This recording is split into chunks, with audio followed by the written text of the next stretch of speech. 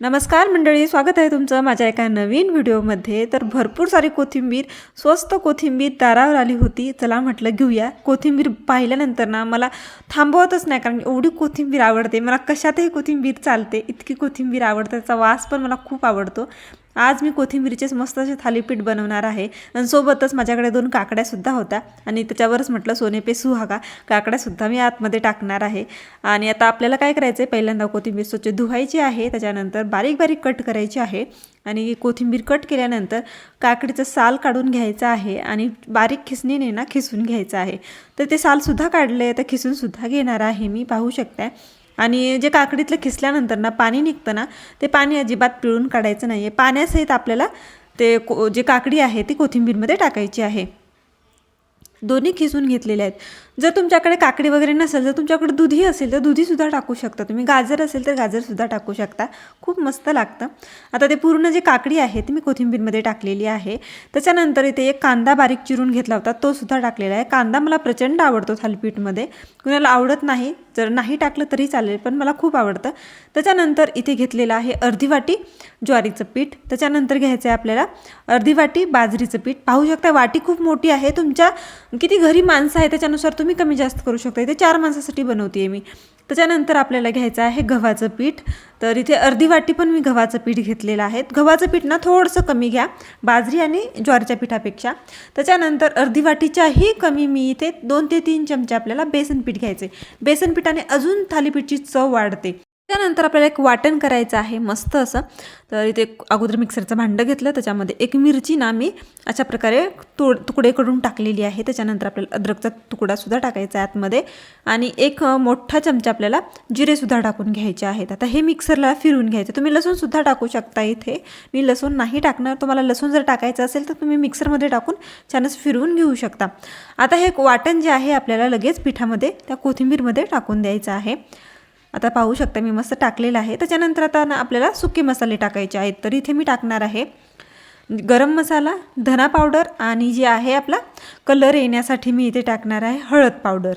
तर एवढेच मसाले टाकायचे आहेत आपल्याला, काही जास्त मसाले टाकायचे नाहीत। जिरा पावडर असेल तर टाकू शकता। आता आपल्याला चवीप्रमाणे मीठ टाकायचं आहे। जास्त काही याला तामझाम करायची गरज नाही आहे, पटापट होतं, पण खायला इतकं मस्त लागतं हे। थंडीमध्ये ना एकदा तरी हे बनवलंच पाहिजे तुम्ही, कारण कोथिंबीर थंडीमध्ये ना खूप स्वस्त मिळते।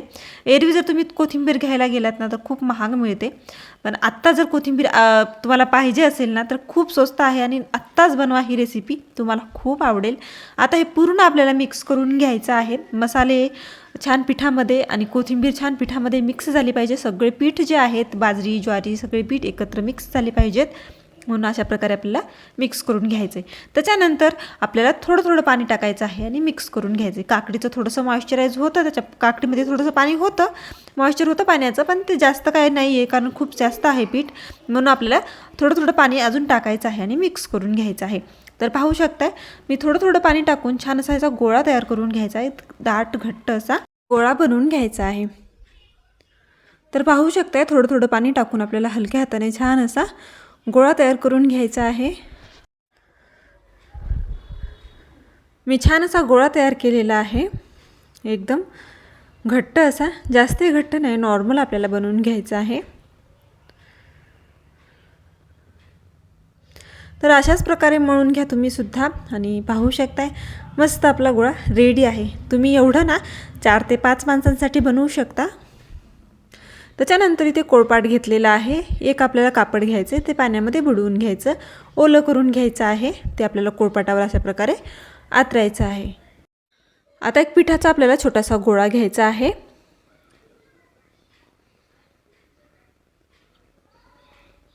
आणि आपल्याला छान असं थापायचं आहे हाताने। गोल जितकं होईल तितकं गोल आपल्याला थापण्याचा प्रयत्न करायचा आहे।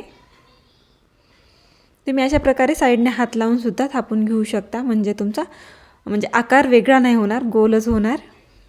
तर पाहू शकताय मी मस्त असं थापून घेतलेलं आहे। पातळ थापायचं आहे, म्हणजे छान भाजताना एकदम कुरकुरीत लागतं।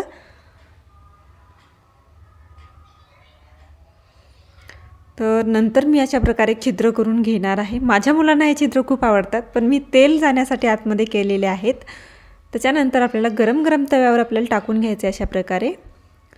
आणि हे लगेच जे कापड आहे ते चिटकून बसू नये म्हणून वरून थोडंसं पाणी टाकायचं आहे, पसरवून घ्यायचं आहे. म्हणजे कापड तुमचं चिकटणार नाही आणि तुमचं जे धपाटा आहे किंवा थालीपीठ आहे ते मोडणार नाही. आता वरून तेल सोडायचं आहे आणि खालून छान भाजल्यानंतर आपल्याला पलटवायचं आहे.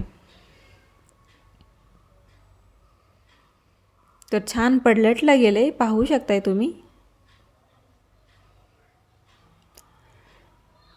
आता आपल्याला अजून तेल सोडायचं आहे आणि दुसऱ्या साईडने टाकायचं आहे. असंच करून आपल्याला 2 ते 3 वेळेस छान अलटून पलटून कुरकुरीत असा हा थालीपीठ किंवा धपाटा छान भाजून घ्यायचा आहे.